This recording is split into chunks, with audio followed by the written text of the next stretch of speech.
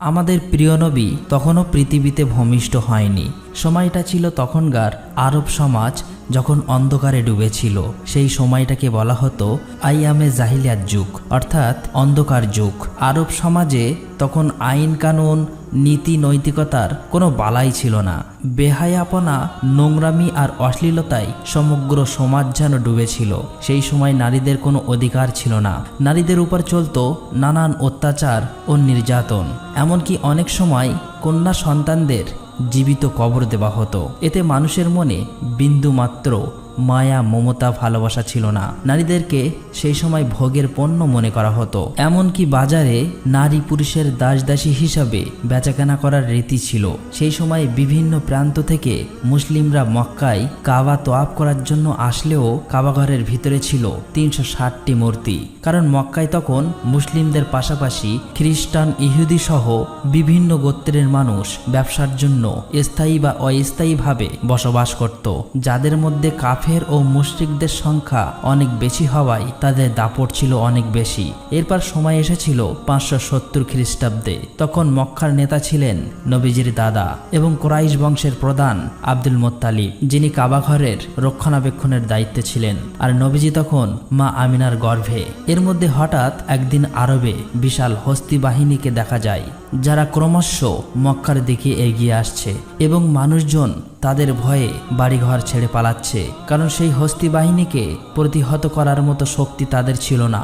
এমনকি ততক্ষণে সেই হস্তি বাহিনী মক্কার অনেকেরই ধরে নির্যাতন করতে শুরু করেছে এবং নবীজির দাদা আব্দুল মুত্তালিবের ২০০ উট সহ মক্কাবাসীর সমস্ত উট কেড়ে নিয়েছে, যাতে তারা তাদের সাথে লড়াই করতে না পারে। ঠিক তখনই দেখা যায় নবীজির চাচা আবু তালেব এসে আব্দুল মুত্তালিবকে মক্কার পরিস্থিতি সম্পর্কে জানায় এবং বলে, বাবা, আমরা ওই হস্তি বাহিনীর সাথে বিবাদ করে পারবো না, বরং আমরা আত্মসমর্পণ করি। আব্দুল মুত্তালিব তখন তার ছেলে আবু তালেবকে নিয়ে রওনা হয় হস্তি বাহিনীর প্রধানের সাথে দেখা করতে।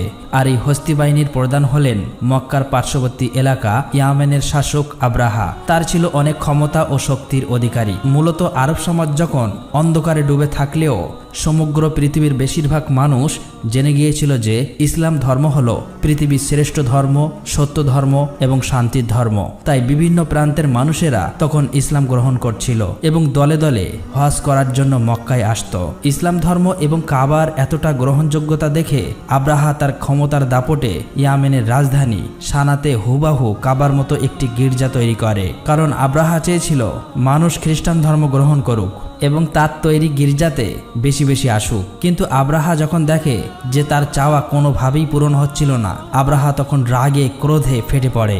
আর সেই কারণেই আব্রাহা একদিন সিদ্ধান্ত নেয় যে কাবা ঘরকে সে ভেঙে দেবে। তারপর আব্রাহা তার ৬০,০০০ সৈন্য নিয়ে এবং ১৩টি হাতি নিয়ে মক্কার দিকে আসতে থাকে। এর মধ্যে আব্দুল মুত্তালিব সেখানে পৌঁছে যায় এবং আব্রাহাকে বলে, আমি আপনাকে সতর্ক করছি, আপনি যে ঘরটাকে ধ্বংস করতে চাইছেন সেটা আল্লাহর ঘর, তাই এমন বিপজ্জনক কাজ থেকে দূরে থাকুন। কিন্তু আব্রাহা তার কোনো কথাই শুনতে চাইছিল না। আব্দুল মুত্তালিব তখন তাকে বলে যে, আপনি আমার উট ফেরত দিন। এই কথা শুনে আব্রাহা বেশ অবাক হয়ে যায় এবং বলে যে, আমি আপনাদের প্রিয় উপাসনালয় ধ্বংস করে দিচ্ছি, যেখানে আপনাদের বাবা দাদারাও ইবাদত করে এসেছিল। ফলে আপনাদের মান সম্মান এবং প্রতিপ্রতি সবকিছুই ধুলাই মিশে যাবে। অথচ এই বিষয়ে কোনো চিন্তা না করে আপনি কিনা এসেছেন আপনার উট ফিরিয়ে নিতে। আব্দুল মুত্তালিব তখন বলে, আমি আমার উটের মালিক, তাই আমার উট আমি নিজেই ফেরত নিতে এসেছি। কিন্তু এই মক্কা এবং কাবাঘরের মালিক হলেন আল্লাহ। অবশ্যই আমি নিশ্চিত এই কাবাঘরকে আল্লাহ নিজেই রক্ষা করবেন। উত্তরে আব্রাহা তখন বলে, আজকে আমি এটাও দেখতে চাই কিভাবে তোমার আল্লাহ কাবাঘরকে আমার হাত থেকে রক্ষা করে। এরপরে আব্রাহা আব্দুল মুত্তালিবকে তার উটগুলো ফেরত দেয় এবং আব্দুল মুত্তালিব তার বাড়িতে ফিরে আসে। পরের দিন সকালে আব্রাহা তার হাতি বাহিনীকে নিয়ে মক্কায় প্রবেশ করতে যাচ্ছিল। কিন্তু হাতিগুলো যখন কাবাঘরের সীমানার মধ্যে চলে আসে, তখন তারা আর সামনের দিকে এগোতে চাইছিল না। তাদের পাগুলো যেন পাথর হয়ে গিয়েছে এবং কিসে যেন আটকে পড়েছে। আব্রাহা এবং তার সৈন্যরা তখন একটু চালাকি করে জোর করে তারা হাতিগুলোর মুখ অন্যদিকে ঘুরিয়ে দেয় এবং হাতিগুলোকে তারা ভালো ভালো খাবার খেতে দেয় আর সেই সমস্ত খাবারগুলো ছড়িয়ে দেয় ঠিক কাবা ঘরের সামনে। হাতিগুলো তখন সেই খাবারের লোভে আবারও কাবা ঘরের দিকে এগিয়ে যেতে থাকে। এদিকে আব্দুল মোত্তালেব অনেক চিন্তিত হয়ে পড়ে। ভারাক্রান্ত মন নিয়ে আব্দুল মোত্তালেব কাবা ঘরের সামনে চলে আসে। কাবা ঘরের দরজায় একটি শিকল ছিল। আব্দুল মোত্তালেব সেই শিকলটিকে শক্ত করে চেপে ধরে আর কাবা ঘরের দরজার উপর মাথা রাখে। এরপর মহান আল্লাহ তাআলার কাছে দোয়া করে বলে, হে আল্লাহ, এই ঘর তোমার আর এই ঘরকে রক্ষা করার দায়িত্ব তোমার। আমরা তো শুধুমাত্র তোমার গোলাম, তোমারই বান্দা। আমাদের পক্ষে আর কিছুই করার সম্ভব হচ্ছে না। এখন এই ঘরকে তুমি রক্ষা করো। কথাগুলো বলতে বলতে তার চোখ দিয়ে অশ্রু গড়িয়ে পড়ছিল। কিন্তু ঠিক তখনই আকাশ থেকে আব্দুল মোত্তালেব একটা আওয়াজ শুনতে পায়। তাই সে ধীরে ধীরে সামনের দিকে এগিয়ে আসে। ঠিক তখনই তিনি দেখতে পায় আকাশ থেকে শত শত আবাবিল পাখি ধেয়ে আসছে মক্কার দিকে। আব্দুল মোত্তালেব এক দৃষ্টিতে পাখিগুলোর দিকে তাকিয়েছিল আর মনে মনে ভাবছিল, এটাই হয়তো আল্লাহর কাছ থেকে প্রেরিত রহমত, যেটা আজ কাবা ঘরকে রক্ষা করবে। তা না হলে এত আবাবিল পাখি কেন এখানে আসছে? আবার প্রতিটি পাখির কাছে 3টি করে পাথর ছিল। একটি পাথর ছিল তাদের মুখে আর বাকি 2টি পাথর ছিল তাদের পায়ে। মোত্তালিব দেখতে পায় সমস্ত আবাবিল পাখি কাবা শরীফ ঘিরে ফেলেছে, এমনকি তারা সেখানে কাবা শরীফ তওয়াফ করছে। তখন তিনি বুঝে যায় যে পৃথিবীর কোনো শক্তি আজ কাবা শরীফকে ধ্বংস করতে পারবে না। এরপর সমস্ত আবাবিল পাখি ছুটে চলে যায় আব্রাহার হস্তি বাহিনী এবং সৈন্যর দিকে। আব্রাহার সৈন্য বাহিনীরা আবাবিল পাখিগুলি দেখে অনেক ভয় পেয়ে যায়। তারা তখন সেখান থেকে পালিয়ে যাবার চেষ্টা করে, কিন্তু ততক্ষণে সমস্ত আবাবিল পাখি তাদের সঙ্গে থাকা পাথরগুলো আব্রাহার হস্তি বাহিনী এবং সৈন্যদের উপর পাথরগুলো বৃষ্টির মতো ফেলতে থাকে। ফলে দেখা যায় প্রতিটি পাথর সৈন্যদের শরীর ভেদ করে ঢুকে যাচ্ছে। এতে মুহূর্তের মধ্যে সকল সৈন্যরা মারা যায়, এমনকি আব্রাহা এখানেই মারা গিয়েছিল। আল্লাহ তাআলা এই কাফেরদেরকে ধ্বংস করে দেয়। মহান আল্লাহ রাব্বুল আলামিনের কুদরতের মাধ্যমে এই ছোট ছোট পাথর দিয়ে ধ্বংস হয়েছিল 60,000 সৈন্য এবং 13টি হাতি। এমনকি এই ঘটনার বর্ণনা দেওয়া হয়েছে পবিত্র কোরআনে সূরা আল ফিলে, যেখানে বলা হয়েছে, তুমি কি দেখোনি তোমার প্রতিপালক কাবা ঘর ধ্বংস করতে আসা হস্তি বাহিনীর সাথে কিরূপ আচরণ করেছিল? তিনি কি তাদের চক্রান্ত নাশাত করে দেননি? তিনি তাদের বিরুদ্ধে পাঠিয়েছিলেন ঝাঁকে ঝাঁকে আবাবিল পাখি। তারা ওই হস্তি বাহিনীর উপর ছোট্ট ছোট্ট পাথর নিক্ষেপ করেছিল। অতঃপর ওই হস্তি বাহিনী পরিণত হয়েছিল ভক্ষিত ভূষির ন্যায়। আর এভাবেই ওই দিন কাবা ঘর রক্ষা করেছিল মহান আল্লাহ তাআলা। এই ঘটনার পর প্রায় 2 মাস কেটে যায়। এরপর আমরা একটি রাতের ঘটনা দেখতে পাই। মক্কাবাসীরা সেদিন নিজ নিজ কাজে ব্যস্ত ছিল। নবীজির দাদা আব্দুল মোত্তালিব সেদিন রাত্রে কাবা শরীফের ছাদের উপর দাঁড়িয়েছিল। হঠাৎ করে সেদিন আকাশে তিনি প্রজ্বলিত আলো দেখতে পায়, যেটা আরব থেকে পূর্ব অঞ্চল সহ সমগ্র বিশ্ব ছড়িয়ে পড়ে। আলোটিকে দেখে আব্দুল মোত্তালিব অনেক অবাক হয়ে যায়। এরপর তিনি দৌড়ে নিচে চলে আসে। এখানে তিনি দেখেন যে কাবা শরীফের ভিতরে বিভিন্ন পূজারীদের রাখা 360টি যে মূর্তি ছিল সেগুলি সব আপনা আপনি ভেঙে পড়ছে। এরপর তিনি কাবা ঘর থেকে বাইরে এসে দেখে যে কুফা এবং সিরিয়ার মধ্যবর্তী স্থানে পানি প্রবাহ শুরু হয়েছে, অথচ বহু বছর ধরে এখানে কেউ পানি দেখেননি। ঠিক তখনই আব্দুল মোত্তালিব তার ঘরের দিকে চোখ পড়ে। তিনি তখন দেখতে পায় আজকে তার ঘরের মধ্যে থেকে অদ্ভুত এক ধরনের নূরের আলো বের হচ্ছে, যেটা এর আগে তিনি কখনোই কোনোদিন দেখেননি। আব্দুল মোত্তালিব তখন ধীরে ধীরে তার ঘরের দিকে এগিয়ে যেতে থাকে, কিন্তু যখন তিনি তার ঘরের দরজার কাছে পৌঁছায় তখন তিনি দেখেন যে মা আমিনার কোলজুড়ে একটি ফুটফুটে শিশুর জন্ম হয়েছে, যার শরীর থেকে অসম্ভব পরিমাণের নূরের আলো বের হচ্ছে।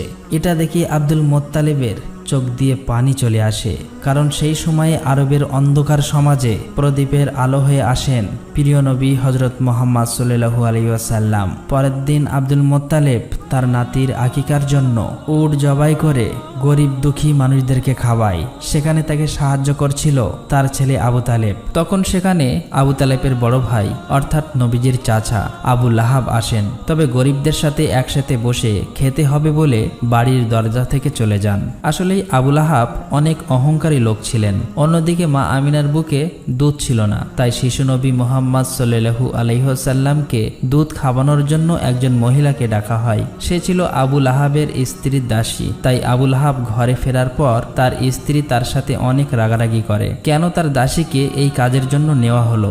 আসলেই আবুল আহাবের স্ত্রীও অহংকারী ছিল। অন্যদিকে দেখা যায় ইহুদিরা একসাথে বসে কথা বলছিল। তারা বুঝতে পেরেছে কোনো এক বিশেষ শিশুর জন্ম হয়েছে, কারণ এই ব্যাপারেও তাদের ধর্মগ্রন্থে স্পষ্টভাবে উল্লেখ ছিল। ফলে যেদিন রাতে প্রিয় নবীর জন্ম হয়, সেই দিন রাতের আকাশে সেই নূরের আলো দেখেই খ্রিস্টান এবং ইহুদি ধর্মের গুরুরা বুঝে গিয়েছিল এবার সে শিশু পৃথিবীতে আগমন করেছে। তবে ইহুদিরা বেশি চিন্তিত ছিল, কারণ তারা জানতে পেরেছিল যে কোনো ইহুদির ঘরে এমন শিশুর জন্ম হয়নি, তাহলে সেই শিশুটিকে কে হতে পারে। আর এই জন্যই তারা সেখানকার অনেক বাচ্চাকে কিনতে চায়, যেন সেই শিশুটি তাদের দলে আসে। এমনকি টাকার বিনিময়ে অনেক ভণ্ড মহিলার দায়িত্ব দেয় শরীরে কোনো বিশেষ দাগের মাধ্যমে শিশু নবীজিকে খুঁজে বার করার জন্য। একদিন দেখা যায় বাচ্চাদের নাম রাখার উৎসব চলছে। সেখানে বিভিন্ন বাচ্চাদের নাম ঘোষণা করা হচ্ছে আর সবাই মিলে আনন্দ করছে। এর মধ্যে সেখানে আব্দুল মোত্তালেব আসেন শিশু নবীজিকে কোলে নিয়ে তার নাম রাখার জন্য। আব্দুল মোত্তালেব প্রথমে সেই কালো পাথরে হাত রাখেন, তখনই দেখা যায় কাবার সেই দরজার হাতলটি দরজায় বাড়ি মারছিল আর শিশু নবীর শরীর থেকে নূরের আলো বের হচ্ছিল। আব্দুল মোত্তালেব তখন সবার সামনে জনসম্মুখে শিশুটির নাম ঘোষণা করেন মুহাম্মদ। এটা শুনে সেখানে থাকা বিভিন্ন গোত্রের মানুষেরা বলতে থাকে যে এটা আবার কি নাম, এটা তো আমাদের কোনো দেবদেবীর নামের সাথে মেলে না। আসলেই তারা আগে কখনোই মোহাম্মদ নামটি শোনেনি, তাই সেখানে থাকা মানুষগুলো এটা নিয়ে বলাবলি করছিল। তখন সেখানে আবু তালেব সবার সামনে এসে বলে, হে লোক সকল, তোমরা থামো, এই শিশুটির নাম রাখা হয়ে গিয়েছে আর তোমরা কখনোই তা পরিবর্তন করতে পারবে না। এই বলে তিনি সবাইকে থামিয়ে দেন এবং সবাই তা স্বাচ্ছন্দ্যে মেনে নেন। এরপর দেখা যায় আবুল আহাব তার স্ত্রীর সেই দাসীকে ফেরত নিতে এসেছে, যে শিশু নবীকে প্রথমবার দুধ পান করিয়েছিল। ফলে ক্ষুধার্ত নবীজি আর দুধ পান করতে পারছে না। এ নিয়ে আব্দুল মোত্তালেব সরাসরি আবুল আহাবের কাছে আসে এবং এর কারণ জানতে চায়। আবুল আহাব তখন বলে, ওই দাসীকে আমার স্ত্রীর উপহার দিয়েছিলাম, তাই তার মালিক হলেন আমার স্ত্রী। এটা শুনে আব্দুল মোত্তালেব বললেন, তুমি মোহাম্মদের চাচা হয়েও এই কথা বলছো? অথচ আমি তো সব সময় মোহাম্মদের জন্য জীবন দিতে প্রস্তুত। তবে আল্লাহই তো মহান, তাই শিশু মোহাম্মদকে বেশি দিন দুগ্ধ কষ্টে থাকতে হয়নি। কারণ সে সময় আরবের রীতি ছিল যে সন্তান জন্ম নেওয়ার পর তাকে দুধপান করানোর জন্য এবং মরুভূমি থেকে দূরের মুক্ত আবহাওয়ায় লালন পালন করানোর জন্য বেদুইন মহিলাদের কাছে দিয়ে দেওয়া হতো এবং নির্দিষ্ট সময়ের পর আবার ফেরত নেওয়া হতো। এর আরেকটি কারণ ছিল বাচ্চাদের বিশুদ্ধ আরবি শেখানো, আর সবকিছুর জন্য বেদুইন মহিলাদের ভালো পরিমাণ অর্থ দেওয়া হতো। প্রতি বছরে একবার করে বেদুইন মহিলারা মক্কায় আসতো বাচ্চা দত্তক নিতে। এবারেও অনেক দম্পতি মক্কায় এসেছে।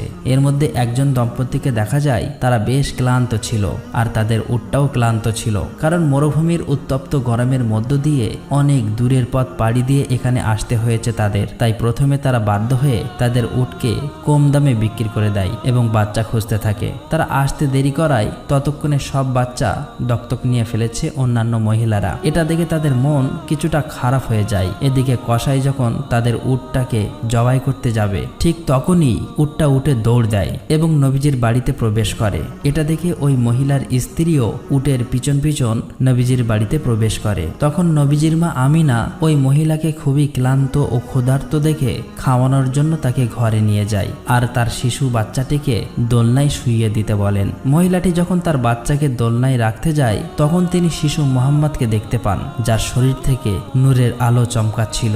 সেই মহিলা তখন নবীজিকে কোলে তুলে নেন এবং তাকে ক্ষুধার্ত দেখে নিজের দুধ পান করান। আর এই মহিলাই ছিলেন নবীজির দুদুমা হালিমা। আসলে নবীজিকে লালন পালনের জন্য বেশি টাকা দেওয়ার সামর্থ্য নেই বলে নবীজিকে তখনও কেউ দত্তক নেয়নি। আসলেই নবীজিকে লালন পালনের জন্য বেশি টাকা দেওয়ার সামর্থ্য নেই বলে নবীজিকে তখনও কেউ দত্তক নেয়নি। তাই নবীজির দাদা আব্দুল মোত্তালেব এবং মা আমিনা শিশু নবীজিকে লালন পালনের জন্য এ ব্যাপারে কথা বলেন হালিমা এবং তার স্বামীর সাথে। মা হালিমা এবং তার স্বামী তাতে রাজি হয়ে যায়, যদিও তারা জানতো এই ব্যাপারে তারা ভালো কোনো অর্থ পাবে না। এরপর দেখা যায় মা আমিনা নিজে অনেক কষ্ট পেলেও নবীজিকে দুধমা হালিমার কাছে দিয়ে দেন এবং তাদেরকে দুটি উট এবং একটি গাদা দেওয়া হয়েছিল। হালিমা যখন নবীজিকে নিয়ে তার এলাকায় প্রবেশ করে তখন সেখানে বৃষ্টি শুরু হয়েছে, অথচ এর আগে বহু বছর এখানে বৃষ্টি হয়নি। পাশাপাশি নবীজি আসার পর থেকেই দুধমা হালিমার ঘর যেন আল্লাহর রহমতে ভরে গিয়েছে। আর এভাবেই কেটে যায় 2 বছর এবং চুক্তি শেষ হওয়ার কারণে দুধমা হালিমা এবং তার স্বামী প্রিয় নবীজিকে ফেরত দেওয়ার জন্য তার মা আমিনার কাছে নিয়ে আসে। নবীজি আসার সাথে সাথেই কাবা ঘর আলোয় ভরে ওঠে। অন্যদিকে মা আমিনা নবীজিকে দেখে খুশিতে কেঁদে ফেলে, কিন্তু কাবার আশেপাশে তখন একটি মহামারী রোগ ছড়িয়ে পড়েছিল। সেই সাথে নবীজির দাদা আব্দুল মোত্তালেব জানতে পারেন যে ইহুদিরা তখনও নবীজিকে খুঁজে বার করার চেষ্টা করছে। তাই খারাপ কিছুর আশঙ্কা থেকে নবীজিকে রক্ষা করতে আবারও নবীজিকে হালিমার সাথে পাঠিয়ে দেয়। এরপর কেটে যায় আরো 2 বছর। এর মধ্যে হঠাৎ একদিন নবীজির দুধমা হালিমা ভীষণ অসুস্থ হয়ে পড়েন। সেখানকার কবিরাজ এবং তান্ত্রিকরা এসে হালিমাকে সুস্থ করে তোলার চেষ্টা করছে, কিন্তু নবীজি এটা দেখে তান্ত্রিকদের সরিয়ে দেয়। যখনই নবীজি দুধমা হালিমার হাতে হাত রাখে তখনই দেখা যায় দুধমা হালিমা বেশ সুস্থ হয়ে গিয়েছে। আর এটা দেখে তান্ত্রিকরা অবাক হয়ে যায় এবং সেখান থেকে চলে যায়। তবে তান্ত্রিকরা বুঝে গিয়েছিল যে এই সেই বিশেষ শিশু, আর এই খবরটি তান্ত্রিকরা ইহুদিদেরকে জানিয়ে দেয়। ফলে নবীজিকে নেওয়ার জন্য শত্রুরা বিভিন্নভাবে হালিমার ঘরে আক্রমণ শুরু করে। আর এ থেকে হালিমা এবং তার স্বামী নবীজিকে রক্ষা করলেও তারা খারাপ কিছুর আশঙ্কা বুঝতে পেরে হালিমার স্বামী নবীজিকে নিয়ে মক্কার একটি পাহাড়ের উদ্দেশ্যে রওনা হয়। তবে এবারে বিদায় নেওয়ার সময় দুধমা হালিমা কান্নায় ভেঙে পড়ে। নবীজির দাদা এই খবর জানতে পেরে নবীজির কাছে চলে আসেন, আর গুহার মধ্যেই দাদা নাতি কাটিয়ে দেয় প্রায় 1 বছরের বেশি সময়। নবীজির উপস্থিতিতে মরুভূমি তখন প্রাণোচ্ছল হয়ে উঠেছিল। এরপর একদিন মা আমিনা সেই গুহা থেকে নবীজিকে নিয়ে মদিনাতে আসেন তার আত্মীয় স্বজনদের সাথে দেখা করতে এবং তার স্বামী অর্থাৎ নবীজির পিতা আব্দুল্লাহর কবর জিয়ারাত করতে। মূলত নবীজির জন্মের 2 মাস আগেই ব্যবসার কাজে আব্দুল্লাহ মদিনায় এসেছিলেন এবং সেখানে অসুস্থ হয়ে ইন্তেকাল করেছিলেন। তাই মদিনাতেই নবীজির পিতা দাফন করা হয়েছিল। মা আমিনা এখানেই নবীজিকে তার পিতা সম্পর্কে বলতে থাকেন এবং নবীজির সাথে একটা ভালো সময় কাটাতে থাকেন। কিন্তু মাত্র 2 মাসের মধ্যেই মা আমিনা হঠাৎ অসুস্থ হয়ে পড়েন। আর এই অবস্থাতেই নবীজিকে নিয়ে মদিনা থেকে ফেরার পথে মা আমিনাও ইন্তেকাল করেন। ফলে মাত্র 6 বছর বয়সেই নবীজি এতিম হয়ে যান। তবে এই অবস্থাতে ইহুদিরা নবীজির উপর আক্রমণ করলে নবীজির চাচা তাদেরকে প্রতিহত করেন। এরপর আবু তালেব নবীজিকে তার দাদা আব্দুল মোত্তালিবের কাছে মক্কায় নিয়ে আসেন। আব্দুল মোত্তালেব এবং নবীজি সব সময় একসাথেই থাকতেন। এমনকি কাবার রক্ষণাবেক্ষণ এবং মক্কায় হজ করতে আসা মানুষদের দাদার সাথে নবীজিও সহযোগিতা করতেন। তবে সেই সময় একদিন কাবা তওয়াফ করার সময় আব্দুল মোত্তালিব হঠাৎ করে অসুস্থ হয়ে পড়েন। আর এই সুযোগেই নবীজির অহংকারী চাচা আবু লাহাব চাই কুরাইশদের নেতা হতে, কিন্তু কিছুদিনের মধ্যেই আব্দুল মোত্তালেব নবীজিকে তার চাচা আবু তালেবের হাতে তুলে দেয় এবং কিছুদিন পর নবীজির দাদা আব্দুল মোত্তালেব ইন্তেকাল করেন। ফলে মাত্র 8 বছর বয়সে নবীজি একেবারেই একা হয়ে যায়। এরপর চাচা আবু তালেবের সঙ্গে নবীজি মক্কাতে জীবনযাপন করতে থাকে। সেখানে নবীজি ছাগল চড়ানো সহ বিভিন্ন কাজ করতেন। তবে একদিন নবীজি দেখেন যে নবীজির সেই অহংকারী চাচা আবু লাহাব সোয়াইব নামের একজন দাসীকে অন্যের কাছে বিক্রি করে দিচ্ছে। কিন্তু সোয়াইবের স্বামী সেটা না করার জন্য আবু লাহাবকে অনুরোধ করতে থাকেন, কারণ সে অসুস্থ ছিল। উত্তরে আবু লাহাব বলেন, আমার পাওনা অর্থ ফেরত দিয়ে দিলে আমি তাকে আর বিক্রি করব না। তখন পাশে দাঁড়িয়ে থাকা নবীজি চাচা আবু লাহাবকে বললেন, সোয়াইবকে আপনি ছেড়ে দিন আর আমি নিজেই আপনার অর্থ ফেরত দেব। নবীজির এই মহানুভবের কারণে সোয়াইব সেদিন ছাড়া পেয়ে যায়। মূলত সোয়াইব ছিলেন সেই মহিলা যিনি নবীজিকে সর্বপ্রথম দুধ পান করিয়েছিলেন। এরপর আরেকদিন নবীজি দেখেন যে একজন লোক তার কন্যা সন্তানকে জীবন্ত কবর দিতে যাচ্ছে। আর সেই সময় লোকটির স্ত্রী তার স্বামীর পায়ে ধরে কান্না করে এটি না করার জন্য অনুরোধ করছে। নবীজি তখন শিশু বাচ্চাটিকে কোলে নিয়ে লোকটির কাছে আসে এবং লোকটিকে বোঝান যে কন্যা সন্তান হলো পিতামাতার জন্য রহমত স্বরূপ। নবীজির কথা শুনে লোকটির মন মায়া মমতায় ভরে ওঠে এবং তার কন্যা সন্তানকে নিজেই কোলে নিয়ে নেয়। এভাবেই দেখতে দেখতে নবীজির বয়স হয়ে যায় 12 বছর। এদিকে তার চাচা আবু তালেব যেহেতু ব্যবসায়ী ছিলেন, তাই আরবের নিয়ম অনুযায়ী প্রতি বছরেই একবার সিরিয়া সফরে যেতেন। তখন নবীজিও বায়না ধরলেন তার চাচার সাথে এবারও সিরিয়া সফরে যাবেন।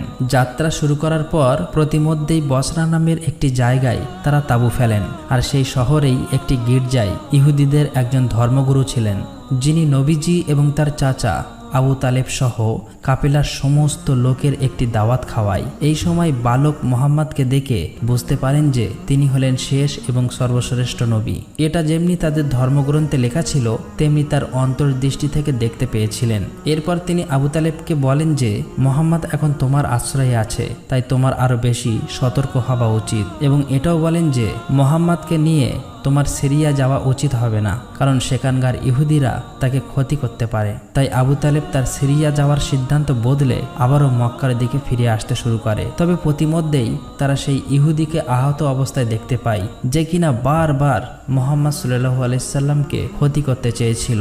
নবীজি তখন তার ঘোড়া থেকে নেমে সেই ইহুদির মুখে পানি তুলে দেয় আর তাকে সমুদ্রের একটি জায়গায় নিয়ে আসেন। সেখানে নবীজি দেখতে পান যে একটি মূর্তির সাথে শিকল দিয়ে একটি মহিলাও দুটি বাচ্চাকে বেঁধে রাখা হয়েছে কুরবানি দেওয়ার জন্য। আর অন্যদিকে সেখানকার জেলে সম্প্রদায়রা পূজা করছে যেন তাদের দেবতা এই কুরবানি কবুল করে এবং জেলেদেরকে প্রচুর ধনসম্পদ দান করেন। কিন্তু প্রিয় নবী হযরত মুহাম্মদ সাল্লাল্লাহু আলাইহি সাল্লাম সেটা দেখে সেই মহিলা ও বাচ্চাদের শেকল খুলে দিতে লাগলে সেখানকার জেলেরা নবীজিকে থামাতে যায়। আর ঠিক তখনই সমুদ্রের ঢেউ এমন ভাবে ওঠে যে সেই মূর্তি ভেঙে পড়ে এবং সেখানকার পূজারীরা ঘরের ভিতরে চলে যায়। কিছুক্ষণ পরে সেই ঢেউ থামার পর দেখা যায় প্রচুর মাছ সমুদ্রের ধারে এসে জমা হয়েছে। এটা দেখে জেলেরা অবাক হয়ে যায় এবং দ্রুত সেই মাছগুলো ধরতে থাকে। আর দূর থেকে এইসব দেখে সেই ইহুদি লোকটি অবাক হয়ে যায়। আসলে আল্লাহ পাকের কাছে এটা নবীজির দোয়া ছিল। শেষ দৃশ্যে দেখা যায় আবু তালেব বৃদ্ধ হয়ে গিয়েছে আর তিনি কাবার সামনে দাঁড়িয়ে মক্কার সমস্ত লোককে আহ্বান করছে কোনো রকম দ্বন্দ্ব বিবাদ ছাড়া ইসলামের পথে ফিরে আসতে এবং শান্তিপূর্ণ জীবনযাপন করতে। কিন্তু তখনও সেখানকার কিছু নেতারা আবু তালেব এবং হযরত মুহাম্মদ সাল্লাল্লাহু আলাইহি সাল্লামকে মিথ্যা প্রমাণ করতে চায়। তবে মক্কার মানুষ ততদিন পরিষ্কার হয়ে গিয়েছিল হযরত মুহাম্মদ সাল্লাল্লাহু আলাইহি সাল্লাম হলেন শেষ নবী এবং সর্বশ্রেষ্ঠ নবী। তাই তার ধর্মই হলো সর্বশ্রেষ্ঠ এবং সত্য ও শান্তির ধর্ম।